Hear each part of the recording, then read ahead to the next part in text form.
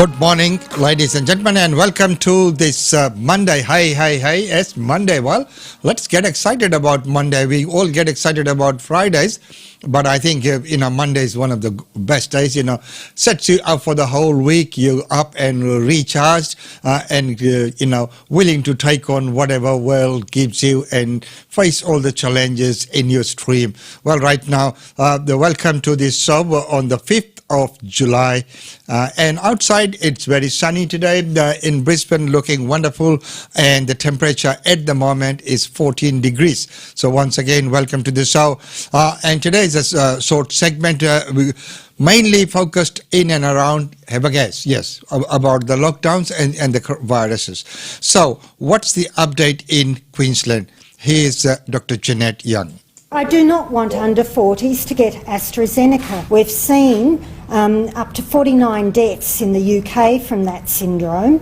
I don't want an 18-year-old in Queensland dying from a clotting illness. We've had very few deaths due to COVID-19 in Australia in people under the age of 50. And wouldn't it be terrible that our first 18-year-old in Queensland who dies related to this pandemic died because of the vaccine? It was that advice that sort of sparked up quite a few things to say, why are these advices, keeps on changing all the time. And at once, it was not okay in this group or that category. And this morning we heard on the news that there were many workers in health aged care facilities who were unvaccinated and still working there. So I thought that we had ideal that, all the frontline workers would get vaccinated as soon as they could. Well, over the weekend, it was interesting to see someone's post who posted that, we can get our whole country to the polling booths in a couple of days and get the whole election done and out of the way. Why couldn't we do the same with the vaccine? Well, of course, number one reason would be the supply. Do we have enough in supply, and would people comply and go there or not? So that's what's been causing a problem. Let's take a look at all the cities and states and territories and see how this lockdown panned out in all states.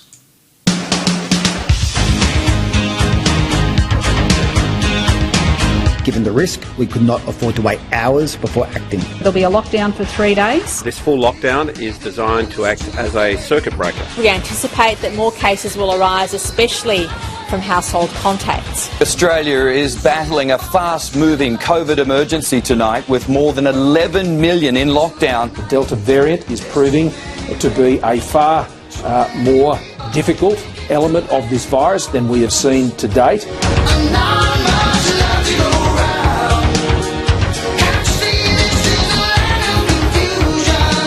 Now, in a significant change to Australia's COVID vaccination program, anyone under the age of 40 can now approach their GP and ask for the AstraZeneca vaccine. Well, if they wish to go and speak to their doctor and have access to the AstraZeneca vaccine, they can do so. This decision was a surprise to the AMA, it's a surprise to doctors. There was no such decision taken at National Cabinet. The Prime Minister needs to come out and explain why it is that announcement on Monday night was made and provide clarity. For a Prime Minister who's made a virtue of always following the medical advice, he's now telling Australians they can choose to go against it.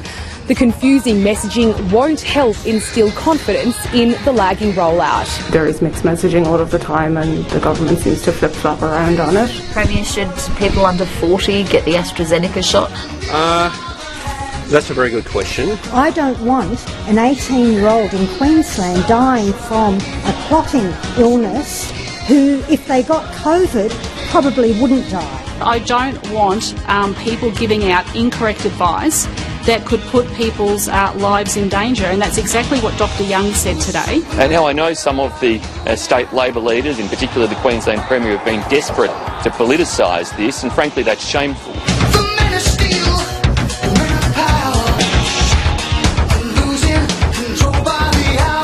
National Cabinet is set to meet this morning to try to find a way to make the current lockdowns the nation's last. It's a very important meeting.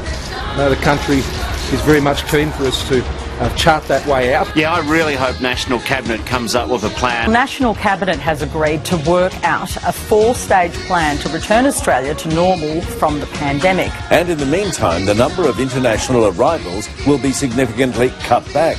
We've made it very clear today what's on the other side. You get vaccinated and we get there, and this all changes. The Prime Minister only ever acts too late. So a new deal for Australians today.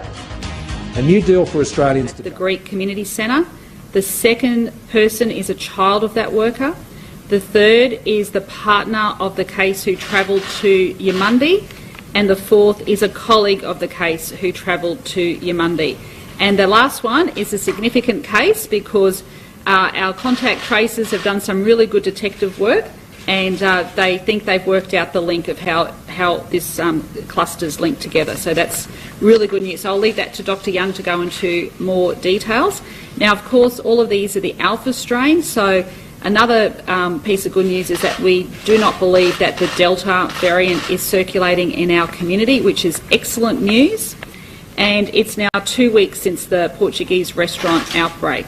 So, at this stage, it's all systems go. We're feeling pretty good at where we are at the moment, and we just need everyone to keep doing the right thing. Like I said, it's really important that everyone continues to wear their mask. They check in using that QR code wherever they go outside to restaurants and cafes and venues, hairdressers, the like, all of that. Make sure you're checking in. And of course, fundamentally, it's so important, if you are sick, go and get tested, because as Dr Young always says, we want to get that first case so we can get on top of it very quickly. So can I thank Queenslanders for their excellent work. Of course, we've got a week and a half to go of the mandatory mask wearing, but it just goes to show that those short, sharp lockdowns do work. They actually give our contact tracers that vital time that they need to get on top of things, and fingers crossed that will continue going quite well. Can I just also mention, before handing over to Dr Young, just an update about vaccines, and then the Health Minister will address this in a bit more detail, and quarantine, and the Deputy Premier will address that in more detail.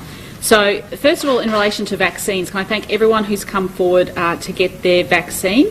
And we've had, I think, over 92,000 administered by Queensland Health over the last week, which is tremendous work. And I really want to thank Queensland Health for upscaling that delivery of the vaccine. So that's been a tremendous effort, and they're doing a great job there. Now, what we do have, and I think Jack asked this question yesterday, we have 139,875 Queenslanders who've now registered to get the Pfizer vaccine. Now, what I just want to say to those people out there is that you will be given a booking, but the booking may not be until October or November, because that's when all the supply comes in from the federal government.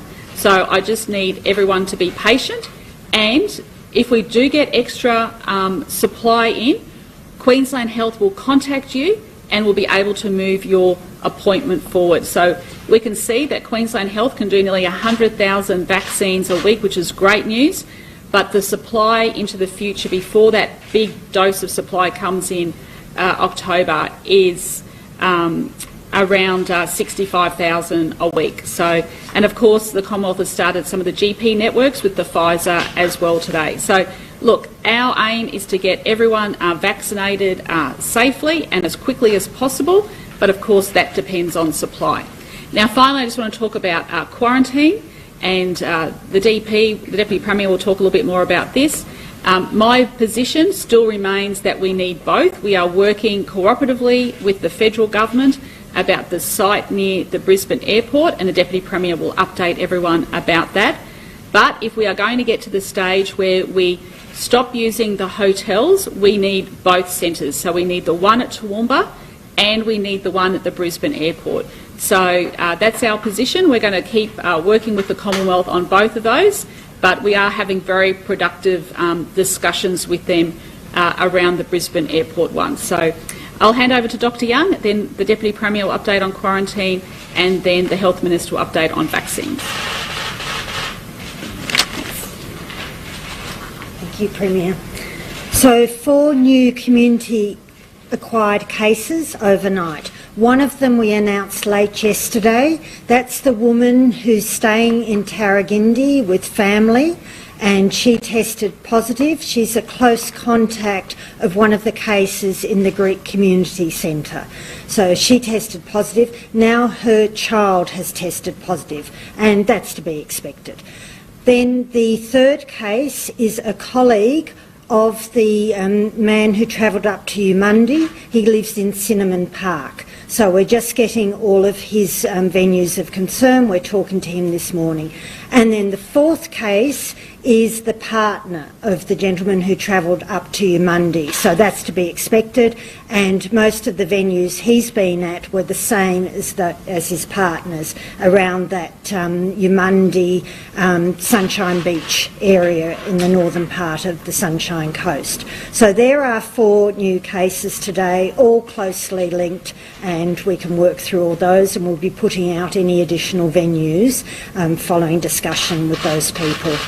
Now, the good news is that we have found where a venue of concern is, that we know that 3 of our cases that we were having difficulty linking all attended at the same time. So I'll just get that detail. So it's the Zeus Street Greek Kitchen at Westfield, Chermside. So we know that the case at Aruna, remember that gentleman in the southern part of the Sunshine Coast, the gentleman who went up to Umundi, and the Prince Charles Hospital worker all attended that restaurant. So we're just working out all of the specifics, but we think that is probably the site of transmission that this has occurred. So at this stage, we now have 23 cases related to the Portuguese restaurant and the Greek Community Centre.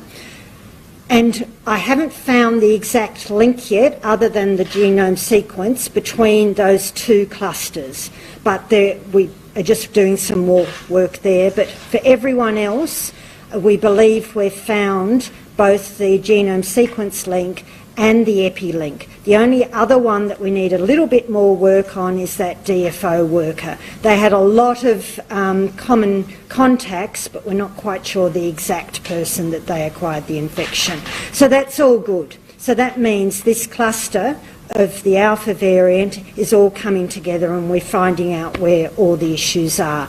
Now, we need a bit longer to work through this, to manage all of the cases, and I expect we'll see a few more still come through, which is why, until we get it totally under control, we do need to continue to wear our masks, to check in. That is so critical, to check in wherever we're going, and just ask. If you can't see the check-in app sign where you check in, please ask and make sure you do it, because that means we can get things done so much more quickly.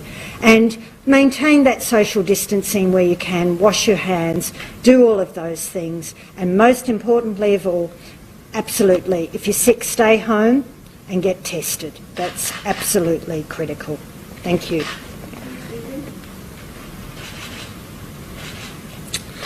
Well, as you all know, we've been working since September on alternatives to hotel quarantine, and that work is now more urgent than ever because of the Delta strain. We have a detailed plan for a facility at Wellcamp, and I'd like to thank the Wagners for the work that they have done with us on that, developing that very detailed proposal, and we remain committed to that facility. We think it has distinct advantages, not the least of which the planning is already done and ready to go. But we have agreed to progress along with the Commonwealth planning work for a facility at Pinkenba. We have agreed with them detailed specs of what that facility should look like and a scope of work to do the feasibility and planning work. Consultant AECOM have been appointed as the lead consultants to develop that plan. We have proposed that it would be 1,000 rooms, which would allow for 1,450 people at a maximum.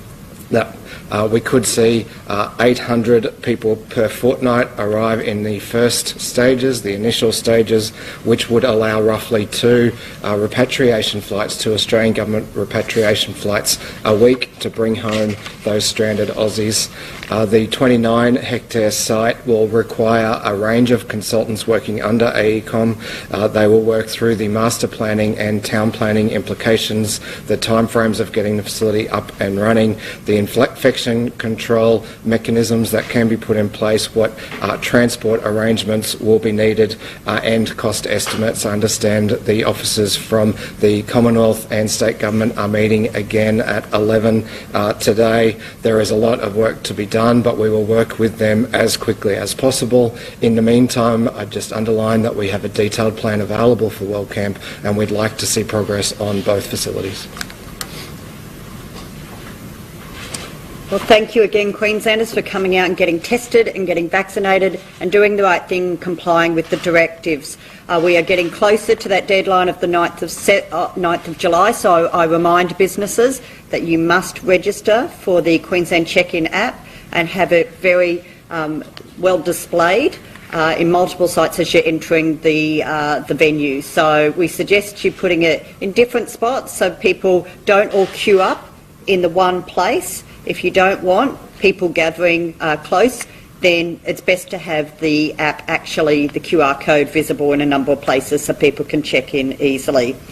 Can I just, everyone's been doing a great job in wearing the masks, but can I just say to people, having the mask hooked around your ears and wearing it under your chin is not wearing the mask. So can I put a shout out to, I'm noticing at different places, people walking around with the mask under their chin talking to people. That is not going to help you. It's not going to keep you safe, and it's not going to keep other people safe. So please make sure you're wearing your mask properly for it to really provide the protection for you and for your loved ones. Now, on the vaccinations, the great news is, as the Premier said, we did 92,995 vaccines in our state hubs over the last 7 days. So thank you again to every person who is working at those centres. We've got people managing traffic and lines, we've got the admin staff, we've got the health workers, the nurses doing the vaccinations. I thank each and every one of them for their fantastic effort, and thank you to the Queenslanders coming out and getting vaccinated. We have already completed 615,144 vaccination doses through our state clinics. We have 228,250 people already booked in. So almost 230,000 people are already booked in to have a vaccination through one of our state-run community hubs. And I thank them for that. 86,000 of those are first doses and 142,000 second doses. As the Premier said, we have over almost another 140,000 people who have registered their interest who want to make a booking. So we will be contacting those people shortly to advise them that we will be opening up new booking slots, but those booking slots will be from October on when we get the additional vaccine. Right now, our vaccine administration is going up. Every single week we are vaccinating more people, but our supply is stagnant. So the amount of vaccine we're getting from the Commonwealth every week throughout July, August is the same. Now, we've asked for some of that supply to be brought forward, but we're waiting on an answer for that. But irrespective, the total number of vaccines we're going to get over July, August doesn't change. And so we do need to make sure we are prioritising everyone who's already got a booking, all of our frontline health workers and frontline staff, and of course anyone who is due for a second dose. So if you've had your Pfizer vaccine, your first dose, and you are finding it difficult to find a booking for your second dose, you must get vaccinated with your second dose between day 21 and 42. We ask you to ring 134 COVID so that we can make sure we can get you in within that window at one of our vaccination hubs. It's really important that everyone who is due for their second dose comes forward and gets their second dose. So please ring 134 COVID if you're having any trouble finding a booking slot already at one of our state vaccination clinics. We look forward to being able to increase our vaccinations from October, but of course this is all subject to supply. But we will book people in, And as long as the Commonwealth can guarantee that we'll be getting a lot more vaccines from October, we can start vaccinating a lot more people from October. Of course, some GPs have started this week with Pfizer, but it's very small numbers that will grow over coming weeks. So people, please be patient if you are trying to get a booking through a GP. And of course, as I say, all of those people who register with Queensland Health, we will make sure you get a booking slot, but it may be October and later when we get the vaccine. Thank you.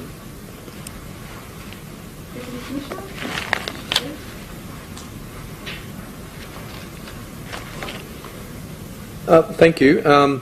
With the lifting of the lockdown, we did see a lot more people out and about yesterday, so we did hand out 235 masks, so that was a significant increase, no doubt because of the larger numbers of persons out and about. So the reminder for everyone is to not only just make sure you wear your mask, but please make sure you carry it. So obviously in all of those instances the people had not carried their mask, so provided a mask by police and they did wear it. Nonetheless, there were 3 persons who, after being given the opportunity, refused to wear the mask, and they have been fined $206 each for not wearing the mask. And we had one further penalty infringement notice for a member of the public who was in hotel quarantine in one of our hotels in Brisbane, who declined to stay in their room after being directed to do so, was found in a fire escape and returned to their room and fined somewhat more, $1,300+. Overall, very good at our borders, so 2,206 vehicles, no turnarounds at all, which is very good. High levels of... They were that update straight from Queensland Parliament this morning, and of course 236 masks that the QPS handed out to the general public, and 4 of those refused. 4 of those people refused to wear the mask and got a fine each, and of course that hotel person who refused to remain in his room had a fine as well. So you know, regardless of what everyone tries to do, there will always be some people who will try and do the wrong thing. So, well, let's move on with the news that we were listening to in the beginning when we went on live, because as soon as the live came on, we had to connect to that stream. That's a very good question. I don't want an 18-year-old in Queensland dying from a clotting illness who, if they got COVID, probably wouldn't die. I don't want people giving out incorrect advice that could put people's lives in danger, and that's exactly what Dr Young said today. And now I know some of the state Labor leaders, in particular the Queensland Premier, have been desperate to politicise this, and frankly that's shameful.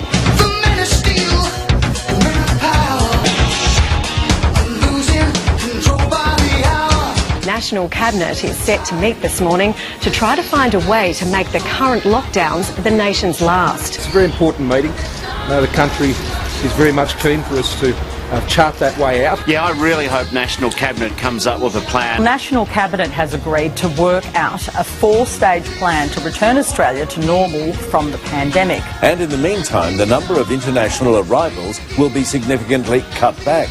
We've made it very clear today what's on the other side. You get vaccinated and we get there, and this all changes. The Prime Minister only ever acts too late. So a new deal for Australians today, to get us to the other side. Thanks very much, everyone.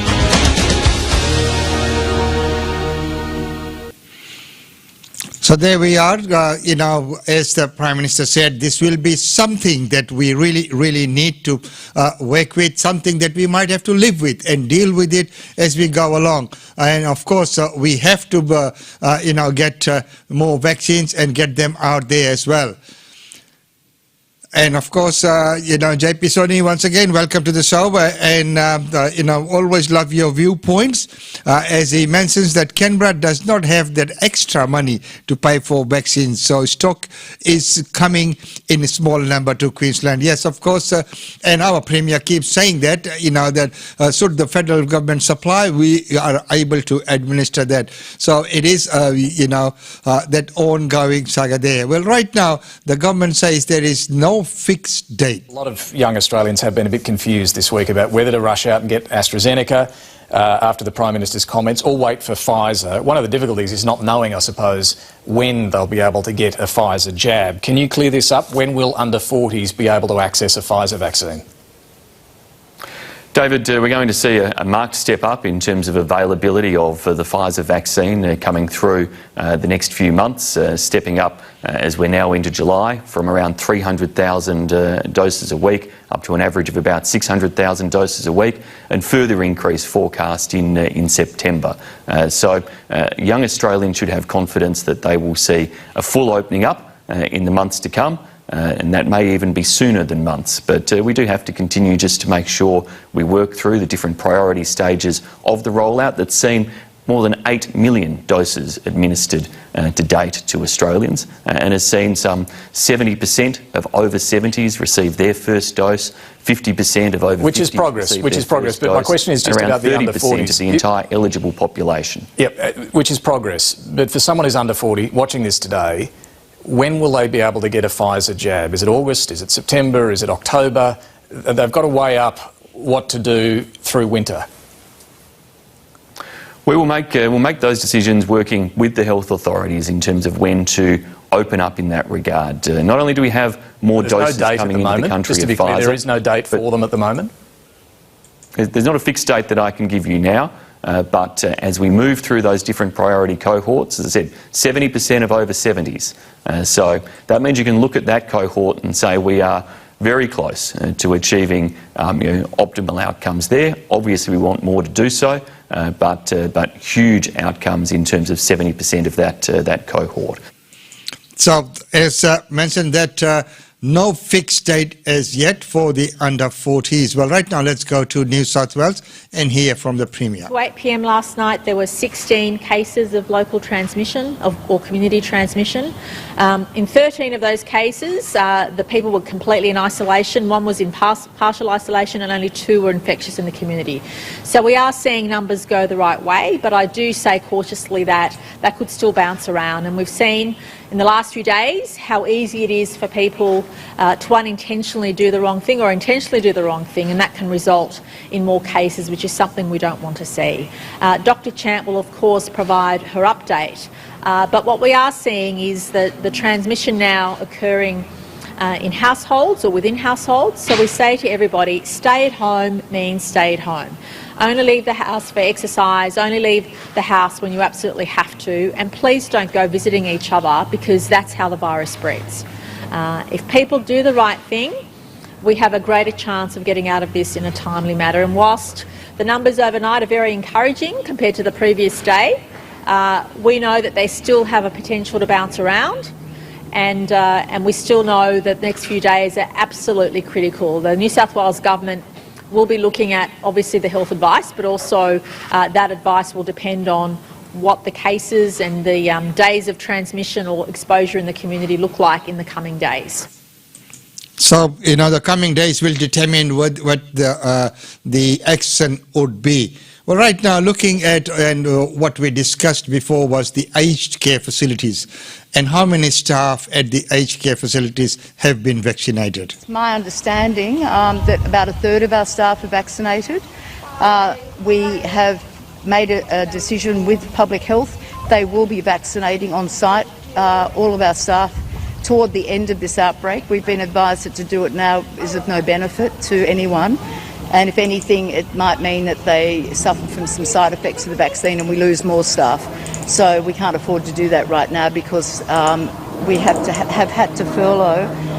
It's my understanding at least 70% of our registered nurses. I'm not too sure what that overall figure is. They're still working on that, but let's just say it's a lot of our staff have been sent off to isolate. So there you are, a lot of staff have been vaccinated, but not all. That is the point, the point was that all the frontline workers and all the staff working in aged care facilities would be the first ones to get the jab. That definitely has not been the case. Well, right now let's take a look at our sponsors for the event. GlobeNet Realty. GlobeNet Realty has been the longest established, trusted and respected agency in its trade area. Washa Chandra, Director of GlobeNet Realty, provides honest and ethical service to her customers. If you are thinking of investing in Brisbane real estate market, or if you are seeking professional property management, then you should contact Usha Chandra today on landline 3865 4466 or mobile 0419 775 416. And for further updates, log on to our website www.globenetrrealty.com.au. GlobeNet Realty is your own local real estate agency. Situated at Shop 52281 Sandgate Road, Boondall. GlobeNet Realty. Real estate is our world. And real estate is the world. And don't forget that on Wednesday we'll have the real estate update with Usha Chandra right here in these studios. And then on Thursdays we have the in the travel updates with Tanvi Goyal of Oz India Travel. So and of course on Friday we had migration ka safar, the migration update with Suman Dua. Well, all these coming your way right here. Well, right now, as we know, there's not a lot that's going to be happening in terms of functions and events, but major events are planned and they're still going ahead. One such one is Queensland, Gopia Queensland's India Day Fair. And here's a message from Councillor Angela Awan. What I'll do. Hello everyone, I'm Councillor Angela Owen and it's with great pleasure once again that I throw my support behind India Day Fair to be held this year on the 15th of August at Suncorp Piazza at South Bank in Brisbane. This is for many years and it is wonderful to know that it is continuing and growing from strength to strength. And of course, growing from strength to strength, and we will bring to you the update after the meeting today. Well, of course, the date and the venue have been confirmed, subject to the restrictions or no lockdowns or anything happening. We always are mindful of that. But the venue is quite a great venue, the Suncorp Piazza, which is a closed venue where entry and exit is monitored. And one of the reasons has been, to move from Roma Street Parkland was that in itself. Of course, it is undercover, very good seating facilities. We do have to bring in stages and other infrastructure, but that's okay. We will deal with that. Well, right now it's time to say goodbye from this segment. Once again, it's wonderful to have your company. Always so good to see you. Look, if there's anything that you'd like to see on the show, any improvements, whatever, just put your comments into your suggestions into the comment section and we will look at that. So until tomorrow, it's goodbye from me. Enjoy the sunny day in Brisbane, but most importantly, please do remain safe. And if you get a chance and if you are allowed to, please do get that jab.